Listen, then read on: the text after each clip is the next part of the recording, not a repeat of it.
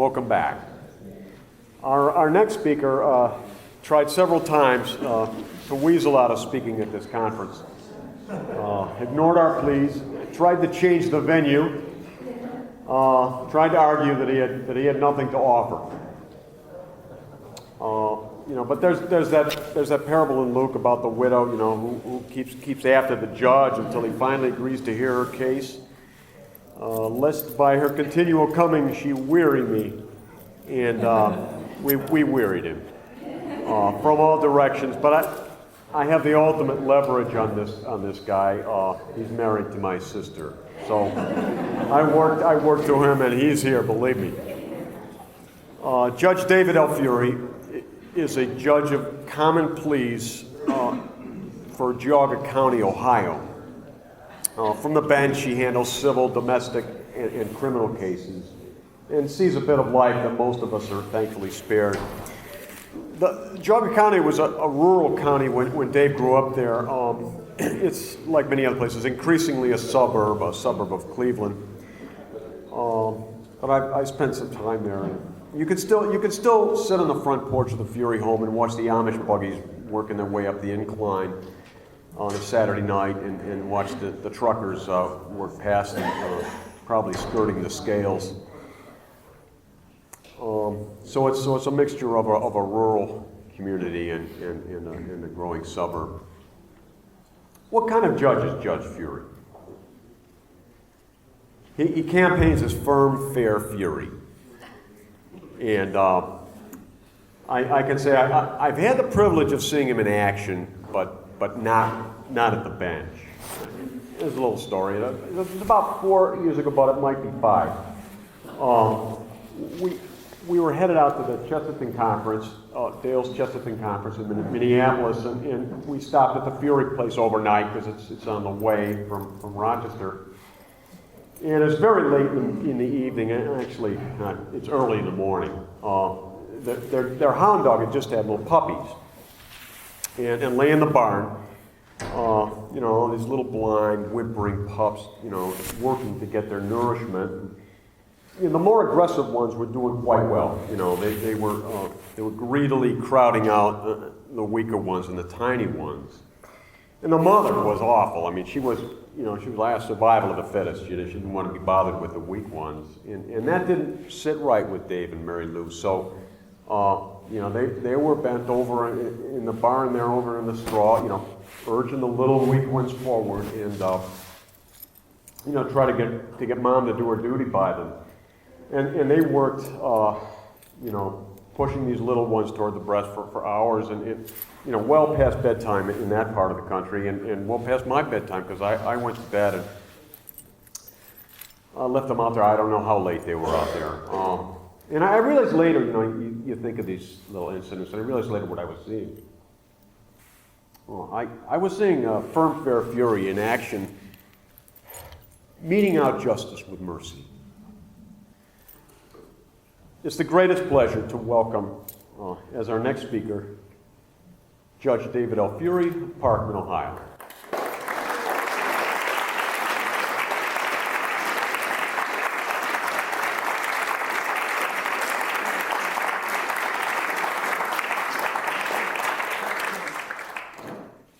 I have Lou's letter to me, dated 10/14/07.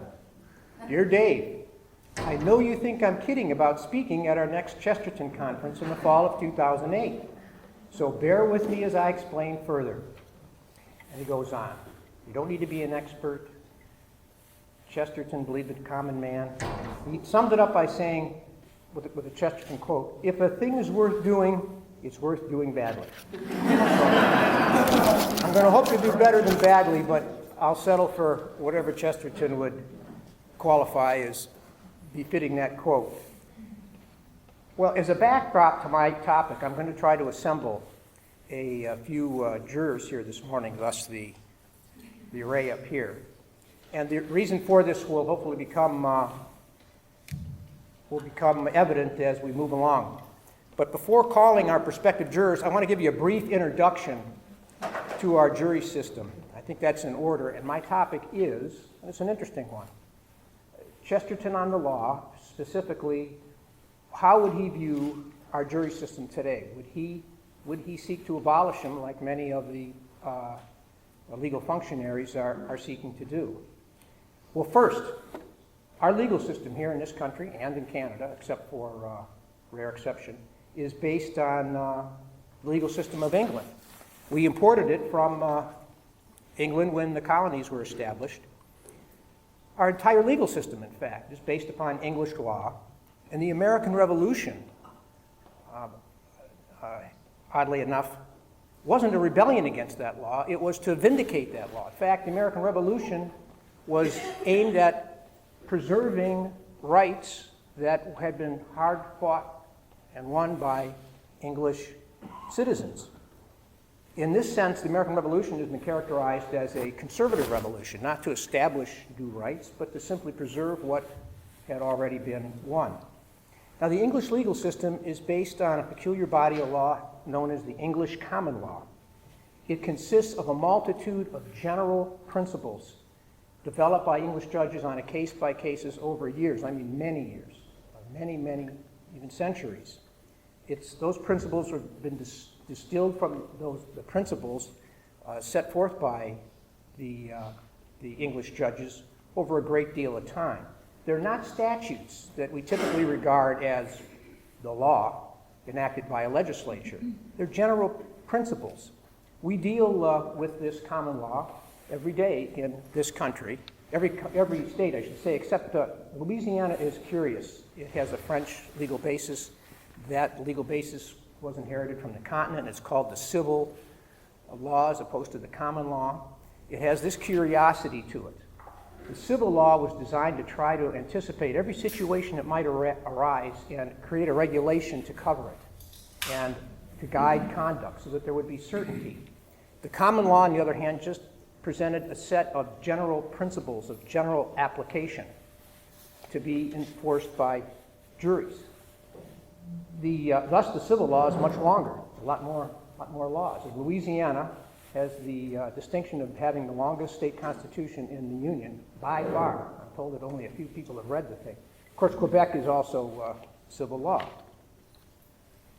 What's an example of a common law principle? Well, one very simple one is the right of an individual to recover damages that arise due to another's negligence. Interestingly, there's no statute that provides for this. There's no law enacted by the New York legislature, or I'm from the Ohio legislature, that says if you negligently injure someone, you're going to pay for damages to that person. It's just always been with us. It hasn't changed since the colonies were established. If someone failed to stop their car in time and hits you from behind, that in the ordinary case is considered negligent. Now, it may also be a traffic violation. You may have to go to traffic court, and you may plead not guilty for whatever reason if you are the person that hit the car ahead of you. But that's a separate matter. That's not part of the civil law for recovery, or common law for recovery of damages. That typically is a statute. When you violate a traffic law, it's statutory, versus the principle that you can recover for injury negligently inflicted is the common law. The liability for damages is damages due to the injury is a result of that common law. Well, what's the jury's role in our common law system? Well, the jury determines the disputed facts. The judge, the court, advises the jury of what the law is. The jury is sworn to apply the law to the facts of a given case as the jury finds those facts to be. So, to illustrate this principle, which is purely impromptu, but I'm going to call 3 people up here and stage a unscripted accident. I think I'll call some male figures here so that if there is any violence, they'll be able to protect themselves perhaps a little better. So Stephen, Kurt, Hugh, could you come on up here for just a minute? Now, they have no idea of what they're to do. So I'm going to explain it to you. Don't sit down. You guys are 3 cars proceeding in the same direction down a highway. So Kurt, you're in the lead. Stephen's in the middle. Hugh's in the back. Now here's what happens. Stephen is going to rear-end Kurt. Not gently. There you go. Okay. Stop right there. So here's our case. Let's assume Kurt was injured. Certainly his car might have been damaged. Now, Stephen might say, he might have an argument to be made that there was glaze ice or that Kurt pulled up short. Although generally, I'll tell you, this is off the record, don't ever rear-end someone. You're responsible 99% of the time. Doesn't matter if your brakes don't work, there was pea soup, thick fog, or whatever. But at any rate, Stephen still has the opportunity to come up with defenses. And it would be the jury's determination to find if there was negligence in that instance or not. I would give them the law. What's the law? Negligence is the failure to exercise ordinary care. That care that an ordinarily prudent person would exercise in the same or similar circumstances. Those words I just used are used 1,000 times across this country in court every day in damages cases, because negligence is a very common law claim. All right, now go back. We're going to do something else. Just maintain your same relative positions. This time, though, Hugh, you're going to rear-end Stephen and propel him into Kurt. All right. Okay. So now, Kurt's going to sue Stephen. Stephen's going to do what? He's going to. No. Boy, this is looking more like a real court case all the time.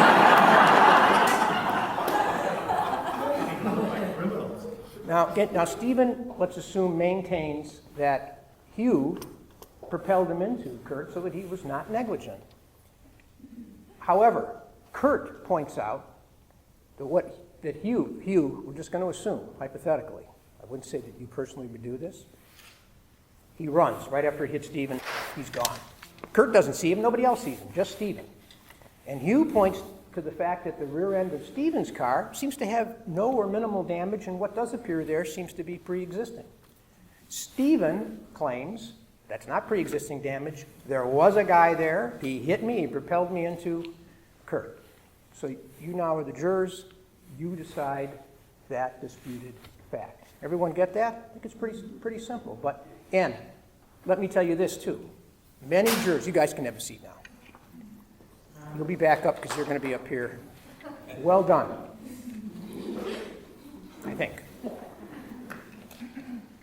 So that's a very simple style case, but you see it all the time, and it's up to the jurors to make the decision. And the jurors, I think, many times fail to recognize just how powerful they are.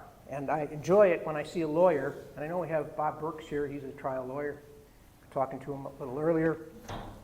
I like it in voir dire when you pick a jury. When I see a lawyer, ask the jurors, do you understand that you are going to make this decision? That it's not subject to any review. The plaintiff has one chance to recover, and the defendant has one chance to defend. Are you able to do this? Are you able to sit in judgment that way? Can you do this? Because there are a lot of people that they think that somebody else will take care of it if they make a mistake, right? There'll be a board or an agency or somebody from the government or academia that will correct their mistakes. It's not. It's an extremely powerful role. So it's the jury who determines, in the hypothetical, who is negligent. What happened? What happened? Now, the role of the jury as fact finder is universal. That is to say that the jury determines the factual issues, not just in this simplistic case that I just referred to, but in extremely important cases. A jury may have to determine, for instance, what caused the jet crash. Was it the airport, the air traffic controller? Was it a manufacturer of one of the parts? Was it the pilot? Was it nobody? The law recognizes that some accidents occur in the absence of any negligence. It's nobody's fault. There is no recovery. There is no award. Injuries happen. But it's the jury's, despite the fact that that may be an extremely complex question, and that trial may take a long time, we and our legal system entrust the jurors to decide those disputed questions of fact regardless of their complexity or the enormity of the implication of their decision. In a criminal case, who decides guilt or innocence? The jury. That may a man's or a woman's liberty, even life, may hang in the balance. So in performing these all-important functions as fact finder, the jury is allowed to be aided by, in our legal system, experts. Their role is to assist the jury in making a factual determination on a disputed issue. However, the ultimate decision is not for the expert. It remains solely with the jury. I'm going to read to you what Attorney Burke has heard many times, I'm sure. It's the actual instruction that I give when we have expert witnesses. When do you have to have an expert witness? When you have a disputed fact, the determination of which depends upon professional, complex issues, like, it's a terrible name for a malpractice. It's better to call it professional negligence. Mal makes it sound like you tried to do wrong.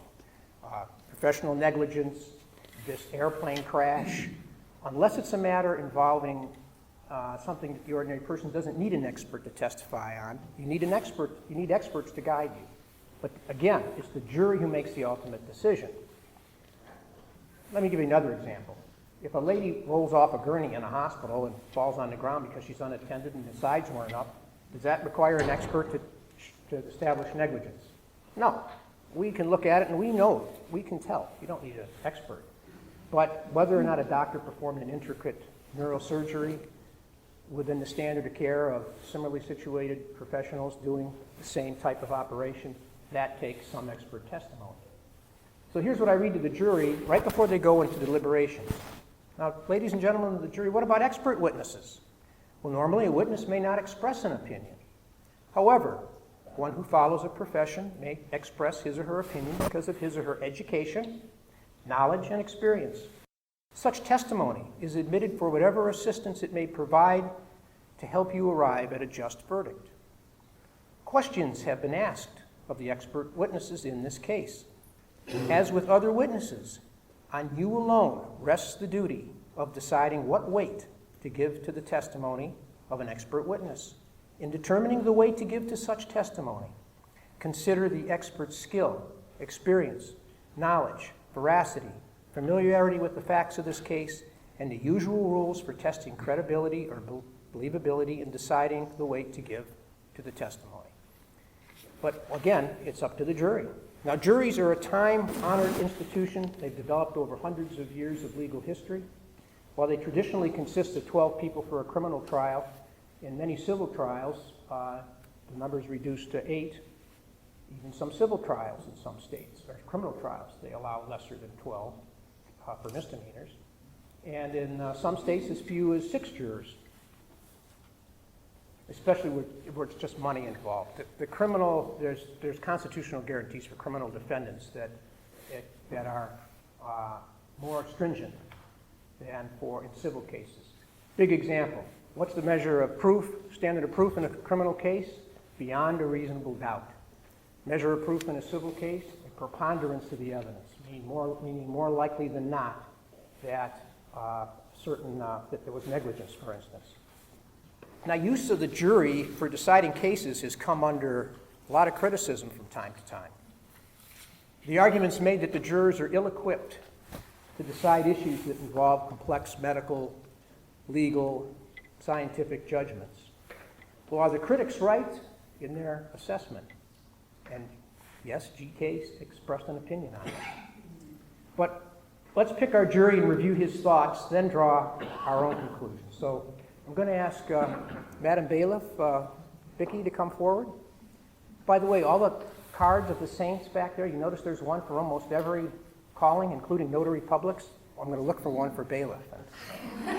Oh, here, Vicki.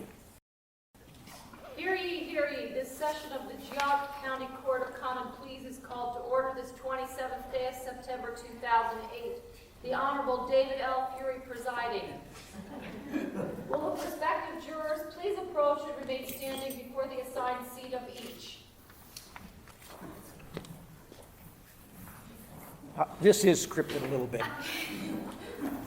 Your names are on the tickets. Kurt, you're number 2. The robe looks better on the camera.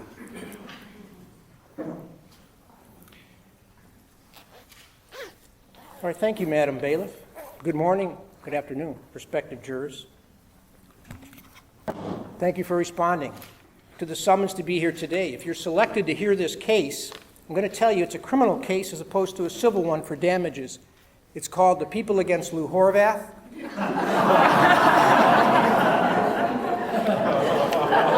Guilty.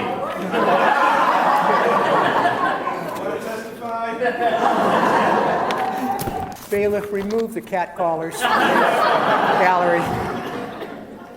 Now, I expect the case to last about 3 days. Please be seated.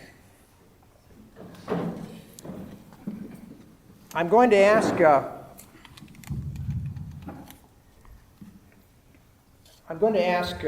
some of you some questions to determine if you are a suitable juror. You've already been placed under oath. And before I begin my questions, I want to read a quote for you, because you've been called here for an extremely important function, one that involves not just a civic obligation, but a legal duty.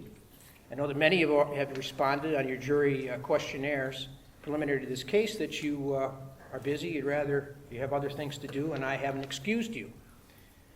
I want to tell you that this is an important function, and here's some words I want you to pay attention to.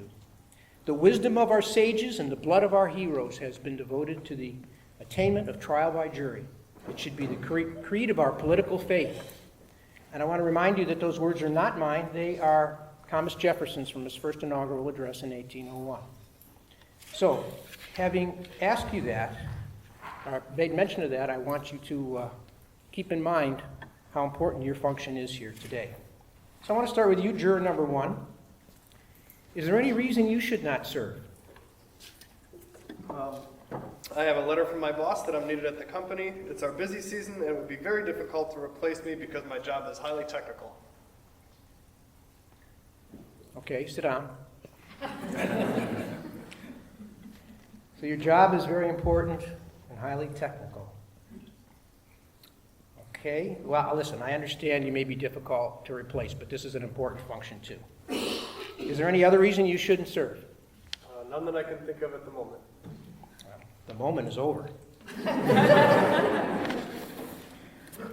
Juror number 2, any reason you can't be fair and impartial, or why you can't serve? Yeah, I'm really busy. Please, And, my dad. stand when you address the court, please, so the court can take in your full visage. Yeah, I'm awfully busy.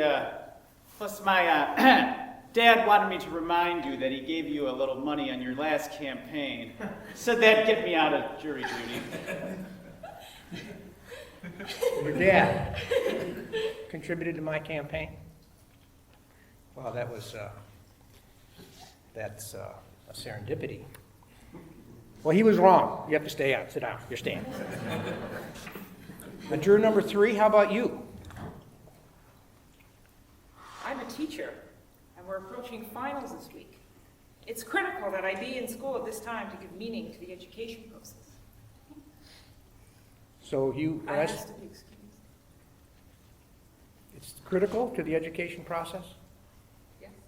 What is it that you are teaching? Civic responsibility.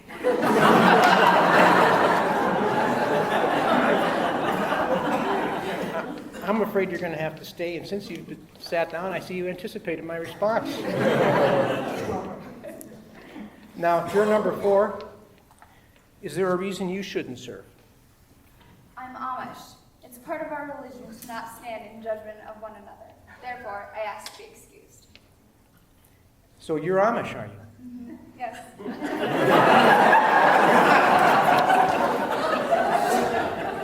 The Amish these days are acting paradoxical. Is this your genuine religious conviction not to stand in judgment of another? It is. All right, then you will be excused. But sit down. We might need you for something else. Juror number 5, I see you're a policeman. Can you be fair in this case? It is a criminal case. Did you say this was a criminal trial? Absolutely. Lou Horvath is charged. I agree. I'll listen to the evidence before convicting him. You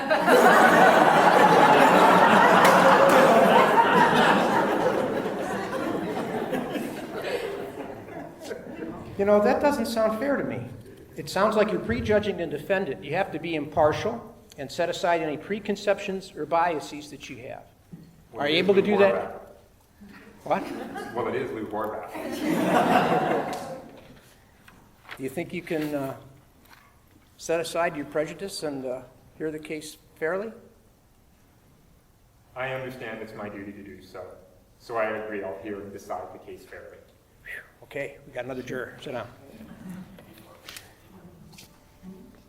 And number 6, will you hear and decide this case fairly?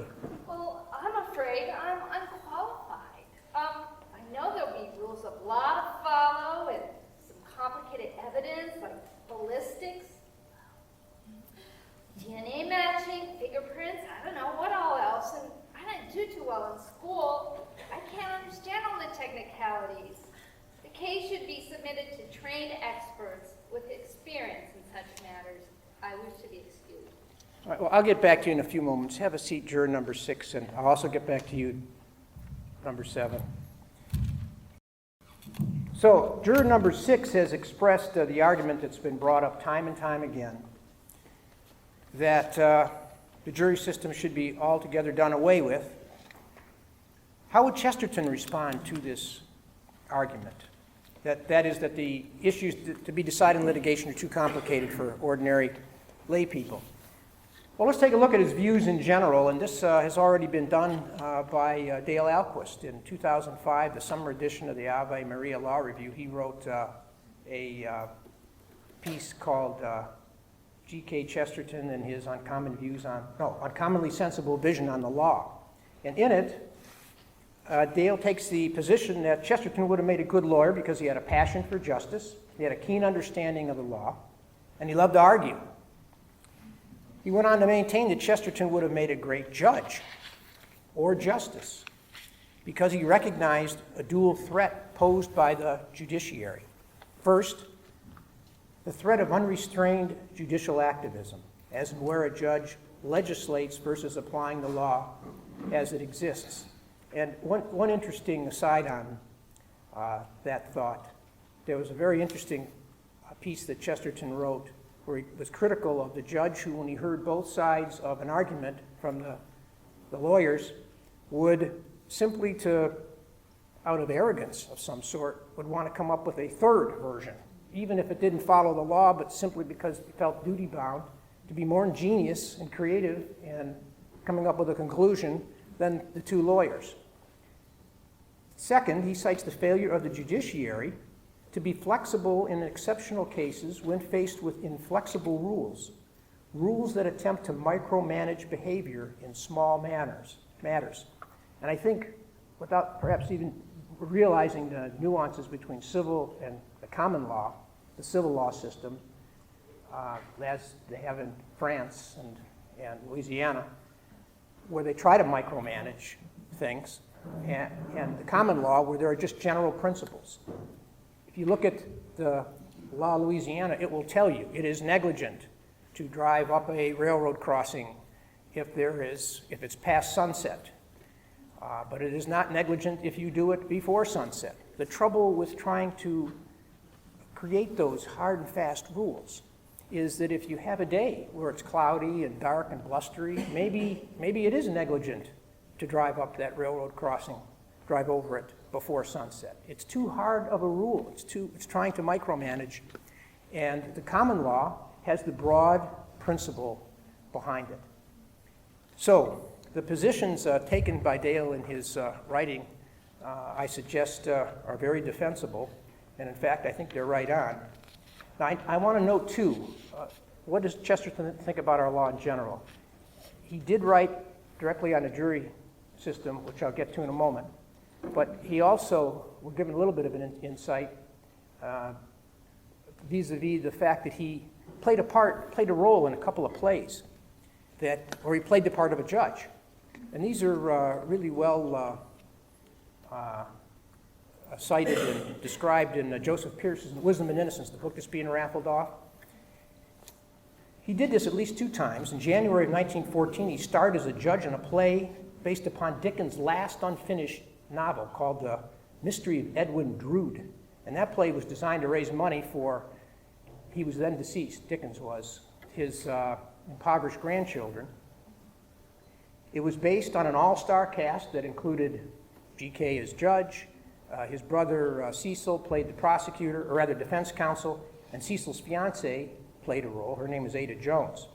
George Bernard Shaw was the jury foreman. And it was designed to be kind of a spoof. It caught the attention of the press, and in the words of Ada Jones, it could have sold out 6 times over, so it was a huge success. And she described G.K. as magnificent in his role as judge. According to her, he, quote, was in his wittiest and most brilliant view. He looked very handsome in his full-bottomed wig and scarlet robe, unquote. Now, what's truly amazing about this production is these people they were amateurs, but they did this with no script. They knew the story, the novel really well, and they just got up there and did it, number one. Number two, what's amazing is it lasted 4 hours. Number three, the public loved it, even though it was 4 hours long. And the fourth amazing thing is that at the end, the concluding speech was given by Justice Chesterton, who sentenced everyone involved, except for himself, to contempt of court. Then a few years later, well, about 5, 6 years later, in 1920, he played judge again in a satirical mock trial. It involved a publisher who was tried, sounds like another spoof. The charge against him was of sobriety. That was the charge. At the conclusion of the case, he summed up the proceedings by declaring that the prosecution had established a case for the defense, and the defense had made one out for the prosecution. He proceeded to find the defendant guilty of sobriety and sentenced him to, quote, 3 years in a Turkish harem. A newspaper account of the event reported it in part as follows. The law courts would be much more entertaining if judges were as Mr. Gilbert Chesterton on the bench. In his wig and gown, Mr. Chesterton was inspiring, and only a long white beard need have been added to have him an ideal Father Christmas. Such is his universality. Oh, and I have a relic. You know, you see my gavel here. This suits my size and stature. You know, Chesterton was, 6'4" and 300 pounds. I have something, this is an original. Professor Oddie gave this to me, the fellow who has access to some of the formerly unavailable journals of Chesterton, and I think his biography comes out in November called The Romance of Orthodoxy. I got this from Professor Oddie. This is Chesterton's gavel. I use that for the really bad guys. So, this provides a glimpse into some of Chesterton's general view on the English law, and I think we can conclude that he generally had a pretty favorable opinion of it if it was handled properly and the judge acted the way that they're trained to act. And he had some bitterness about his brother's trial. Cecil was tried, and he was very upset about the result in that. He lost that case. It was a civil case, I think for slander or something like that. And he was bitter about that and thought it was improperly tried. But in general, I think that was against individuals as opposed to the system. But what about his specific views on the use of juries in high-stakes or complex trials? Should ordinary lay people with no particular training be entrusted to make these enormously important factual determinations that involve intricate, complex issues? Are juries equipped to fairly decide these questions? Or should, as the Fabian Society advocated, who was a charter member of the Fabian Society? George Bernard Shaw.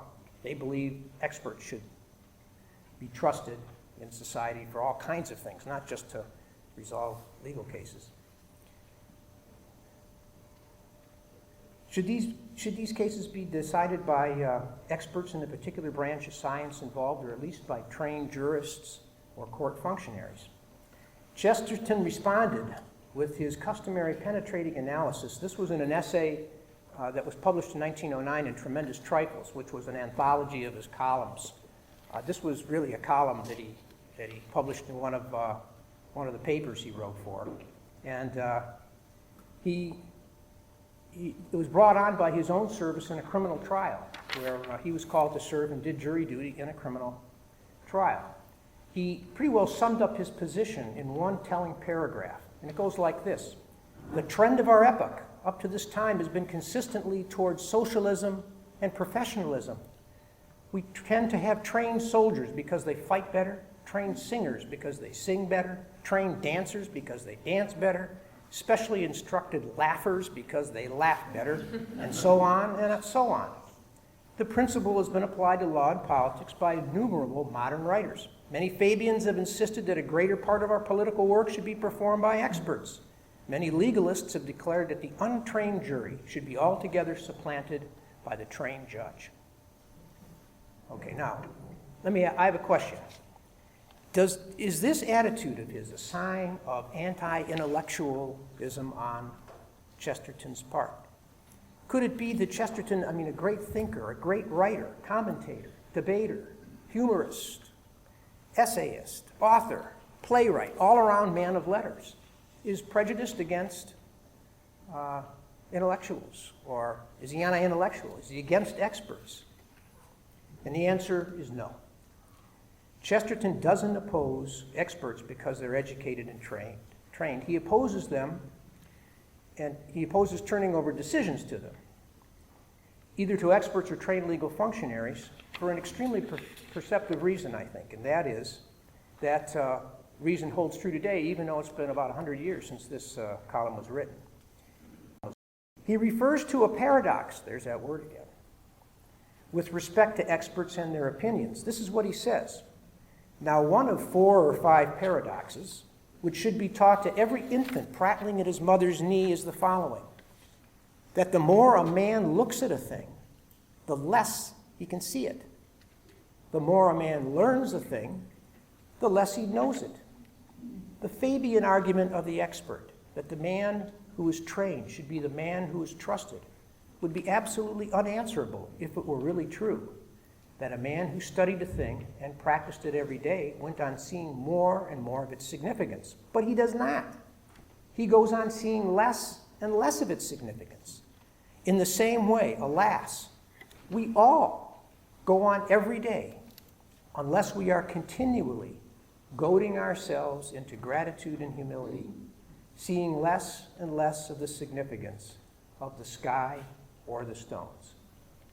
So Chesterton recoils at the prospect of taking away decision-making in the legal process from juries and turning it over to trained experts or court functionaries. He feels that their senses, that our senses can be, in the ordinary and in the commonplace, become deadened over time, not because we're bad people, but because we're human. Here's another quote. Now it is a terrible business to mark a man out for the vengeance of men, but it is a thing to which a man can grow accustomed, as he can grow accustomed to other terrible things. He can even grow accustomed to the sun. And the horrible thing about all legal officials, even the best, about all judges, magistrates, barristers, detectives, and policemen, is not that they are wicked, some of them are good, and not that they are stupid, several are quite intelligent. It is simply that they have got used to it. I think that on reflection, you'll instinctively grasp the truth of this position, that it somehow rings true. And as a judge, I'll have to say, I recognize this human tendency.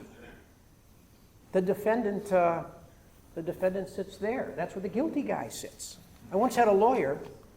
There's a little placard on our tables. Defendant, plaintiff, or state if it's a criminal case. He took the defendant placard and he turned it down. So what are you doing? Keep your hands off the court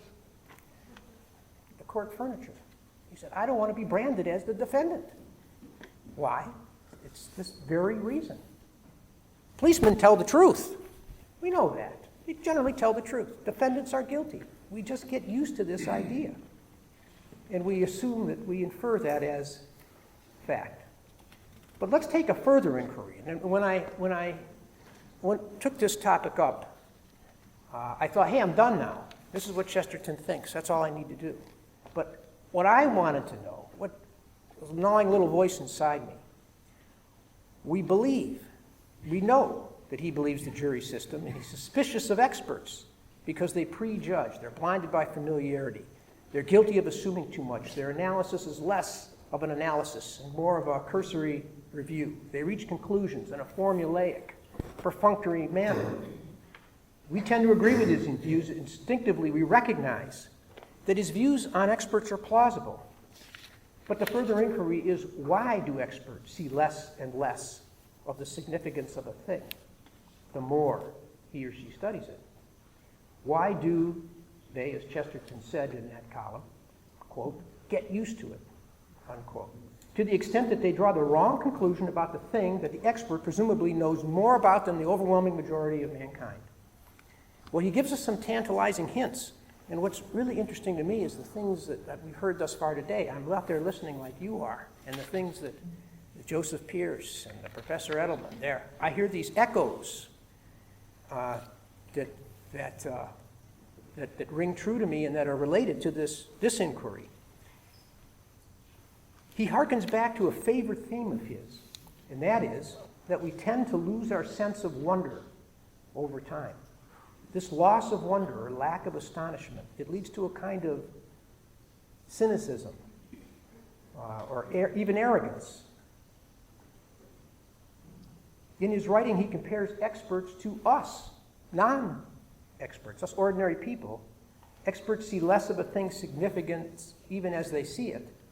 He also said we all go on every day, all of us, unless we are continually goading ourselves into gratitude and humility. And we see less and less significance of the sky or the stones. And Professor Oddie, who spoke at the, well, it's not professor, I guess he's Dr. Oddie, the fellow who wrote the biography that comes out next month and has the access to these journals, the Chesterton's personal journals that are first source, not previously looked at before by scholars. He was at the conference, the national one in June in Minneapolis, and he spoke on some of these things, and he spoke on this attitude of Chesterton. Comments from his journals like this: the secret of a joyful life is being the attainment of a constant state of astonishment. He refers to seeking, quote, the wonder in all things, unquote. A sunrise of wonder. And this one really hit me. Now, Professor Oddie didn't pass out anything. He was just talking about notes he had from these journals. Quote, the battle against pessimism, unquote. And then, interestingly, when I'm over at Lou's house, I'm looking over some of the, there's Chesterton stuff all over that house. This is from Orthodoxy. How can we contrive to be at once astonished at the world and yet at home in it? How can this queer cosmic town with its many-legged citizens, with its monstrous and ancient lamps, how can this world give us at once the fascination of a strange being, of a strange town and the comfort and honor of being in our town? So there is something about that we can grow tired of our surroundings and of the commonplace when they are really miracles. And we heard this discussion earlier. I mean, if some of what the other speakers said to you had an effect like they did on me, this is what we've been hearing all along. And I know somewhere, and I couldn't find it, I know somewhere, I remember Chesterton having said, we need to be able to see the miraculous, not just in the volcano, but in the mountain. And not just in the eclipse, but in the sun. Just the sun's a miracle. Just that. We heard this about Aquinas, right? Just the creation is a miracle. Somehow he believes that we lose our sense of proportion and we become cynical or pessimistic or even arrogant if we lose this sense of wonder. Now, I'm still not entirely confident of my conclusions in this regard, but it does seem that GK believes that it takes a lot of effort to maintain interest even in our everyday surroundings, and that a failure to do so leads to a kind of intellectual blindness, even arrogance. Dale Alquist, in his Law Review article, he seemed to adopt this interpretation. He comments on Chesterton's doubts about the reliability of using experts in our judicial system as follows. Chesterton believes that the most important decision in our society must be made not by the state, not by the rich, not by snobs or experts. That snobs, that echoed to me arrogance, but by the common man. Chesterton obviously believed that one of our duties is to maintain a sense of wonder, even with respect to the commonplace, and to do otherwise could lead us down this path of pessimism and arrogance. When I see a lot of young people in trouble in the legal system, they're always looking for thrills. You want to tell them, go out there and look at that tree. Look at that tree. Put your arms around it. Think of, where did that thing come from? Where did that grow? How'd that do that? How was that there? Look at its properties. It's a miracle. How about a conclusion? Well, he closes his essay with just a masterful summation that Dale also used in his article. Our civilization has decided, and very justly decided, that determining the guilt or innocence of men is too important to be trusted to train men. When it wishes for light upon that awful matter, it asks men who know more law than I know, but who can feel the things that I felt in the jury box. When it wants a library cataloged or the solar system discovered or any trifle of that kind, it uses up its specialist. But when it wishes anything done which is really serious, it collects 12 of the ordinary men standing around. The same thing was done, if I remember right, by the founder of Christianity. So, back to our patient juror number 6 who maintains he shouldn't be a juror, she shouldn't be a juror, because complicated questions such as are addressed by the legal system should be left to the experts. Ma'am, I'm sorry, but it's exactly your fresh and untrained perspective that may prove valuable in attaining the truth. So you're not excused. What's more, you're ordered to hereafter continually goad yourself into gratitude and humility, to see the wonderful things even in the commonplace, and to battle pessimism in all its nefarious forms. Juror number 7, I see you have a map with you, and I'm going to ask you, is there any reason you can't serve on this jury? I humbly ask to be excused. I'm on my way to the GK Chesterton Conference in Rochester, New York. Oh. Well, why didn't you say so? Of course you're excused. Court's adjourned. And thanks to our jury.